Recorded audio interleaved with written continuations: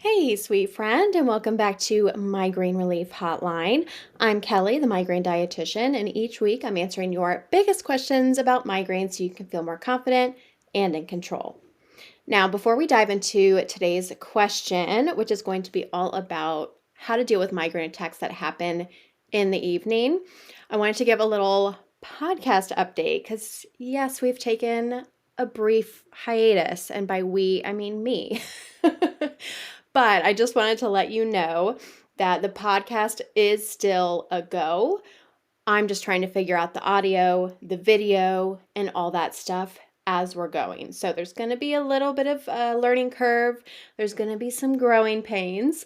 So for now, we're going to stick with just audio, see how that goes. And then if we can, I'll add video back at some point. But this will help me, be more effective with recording more podcasts more regularly. So we like to make things easy and realistic around here, right? That's what we're all about. So, with that being said, let's get into today's question. A quick note before we get started, I'm a dietitian, but I am not your dietitian. The information in this podcast is for educational purposes only and is not a substitute for professional medical advice. Always consult your healthcare provider before making changes to your healthcare routine. All right, so today's question comes from Mara, and they asked, what is the best way to support migraines that occur most often in the evening into the morning? I'm already eating a lot of protein and drinking electrolytes in the morning and the evening. Thanks for your thoughts on this and all the work you do. You are so welcome, Mara. And this is a great question. Evening migraine attacks can be especially frustrating, right? Because they disrupt your downtime, they can interfere with sleep. Sometimes they can even carry over into the morning, which it sounds like is kind of what you're describing here. Now, since you're already focusing on protein and electrolytes, which are two important factors here, let's go over some additional areas that could be contributing and what you can do about them. So first, let's dive into blood sugar and meal timing in the evening. So even though you're already eating plenty of protein and blood sugar instability is probably not your main issue, it could still be playing a role. And we don't want to ignore this because it is a big deal for migraine. Now, we want to focus mainly on late afternoon and evening when it comes to blood sugar for this situation here.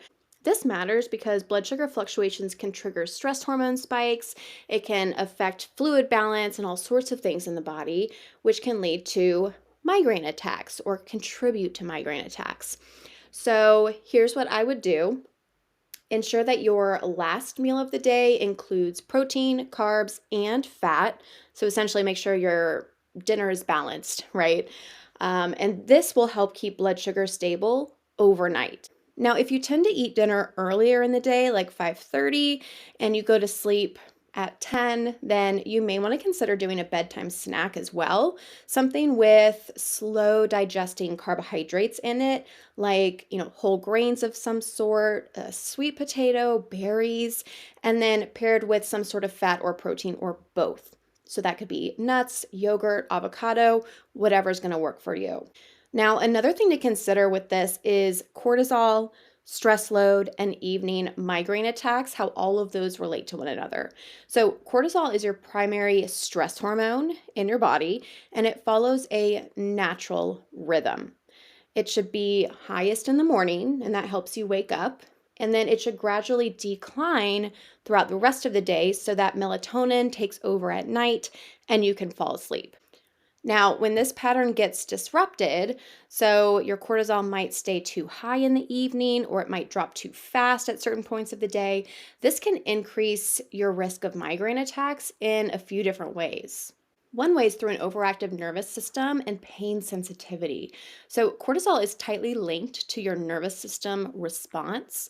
And if cortisol stays high too late in the day, your body can remain in a sympathetic state or fight or flight mode. And this can make you more reactive to pain and increase the likelihood of being triggered into a migraine attack because you're going to be much more sensitive to triggers at this point. Now, cortisol, blood sugar, adrenaline spikes can also be part of this. Cortisol helps maintain stable blood sugar by signaling the liver to release glucose. Now, if cortisol drops too quickly at night, blood sugar can dip, and this can trigger a surge of adrenaline. This can lead to nighttime wake ups, a racing heart, even a migraine attack in the early morning. We also want to think about inflammation and the trigeminal nerve sensitivity, because in the short term, cortisol has anti inflammatory effects, which is good. But with chronic stress and cortisol dysregulation, we can start to experience a pro inflammatory state instead. And this sensitizes the trigeminal nerve, which is a major player in migraine attacks. So you can see how cortisol can be a pretty big deal, especially when you've already thought about blood sugar, electrolyte status. We might want to think about cortisol regulation. And these are a few things you can do to help balance evening cortisol for migraine in particular. First thing you can think about is regulating stress levels during the day. Your total stress load, so physical, mental, emotional, good, bad, builds up throughout the day. And this makes it really important to include nervous system regulation and resets throughout the day. And these can even be just like 5-minute mini breaks.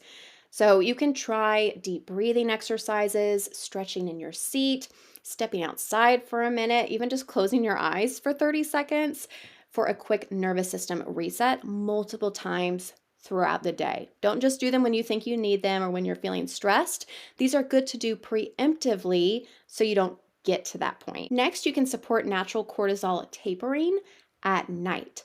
So, some ways to help with this are to get sunlight in the morning. This reinforces a strong cortisol rhythm, so it declines properly in the evening. And then avoiding high intensity workouts late at night, or even just strenuous workouts or workouts that cause you to work up a sweat, because these can spike cortisol in the evening and delay its natural decline. So it can actually make you have more trouble getting good quality sleep. So if you are someone who likes to do more intense exercises, doing those during the first half of the day is going to be better. Next, you can try using magnesium to calm the nervous system. We all know magnesium is great for migraine, and magnesium glycinate in particular in the evenings can support nervous system relaxation and even help regulate the HPA axis, which is your stress response.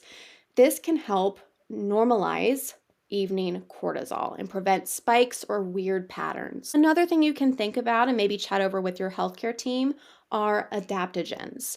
So, adaptogens are things like ashwagandha that can help regulate and modulate cortisol levels. There are lots of different adaptogens with lots of different effects. Just make sure they're appropriate for you because a lot of them can also interact with certain medications and health conditions. Now, I also wanted to touch on a few other things to consider that can be playing a role in evening migraine attacks. The next one is light exposure and melatonin production. And this really does tie back into cortisol, but it deserves its own category. So, your cortisol or circadian rhythm plays a role in migraine susceptibility. Too much blue light exposure in the evening can suppress melatonin production, which has protective effects against migraine and helps us fall asleep at night. So, you can try dimming your lights in the evening or use more warm orange red lighting when you're using, lamps, screens, those types of things. You can also try using blue light blocking glasses. There are filters that you can apply to your computer and your phone to help reduce that blue light emission. Now, if needed, sometimes melatonin supplementation can be helpful. You just really got to be careful with this and use a low dose and make sure you're getting guidance as well. Melatonin supplements are hormones. Melatonin is a hormone, so it is something to be cautious of. If you're wanting to naturally support your own melatonin production, you can also try things like tart cherry juice in the evening because that helps your body produce melatonin on its own because it contains tryptophan, which is a precursor to melatonin. So, little fun fact there if you want to try that out. Now, another thing to think about is hydration and electrolyte timing. So, Mara's already drinking electrolytes, twice a day, which is awesome. But for most of us, we do want to think about timing of electrolytes. Now, first thing, just make sure you're getting them at all. So make sure you're staying hydrated. And if you are, that's when you can start thinking about timing. So spreading hydration and electrolyte intake evenly throughout the day instead of loading up on it all at once, like chugging a bunch of water in the morning or right before bed, that's going to be ideal. So if you tend to wake up feeling dehydrated, like your mouth's really dry, you might even feel kind of hungover, you might want to shift more fluids to earlier in the day to help prevent that from happening. And you also want to think about sleep quality and overnight triggers, right? Because those could be playing a role as well. So if migraine attacks start in the evening and tend to carry into the morning, sleep quality could be playing a major role. So you want to think about optimizing your sleep setup, a cool, dark room with proper neck support. So a good pillow is a great idea. And if you snore, don't ignore this, okay? If you snore, wake up gasping, or you feel exhausted in the morning, even though you're getting a good amount of sleep, you might want to check with your doctor about getting screened for sleep apnea because this can majorly affect your health and can majorly worsen migraine attacks. So that is not something you want to put off or ignore. So some final thoughts here on this topic. If you, like Mara, are already focusing on protein and electrolytes, then I'd recommend looking next into blood sugar balance throughout the entire day, stress regulation, light exposure, and sleep quality as the next things to explore.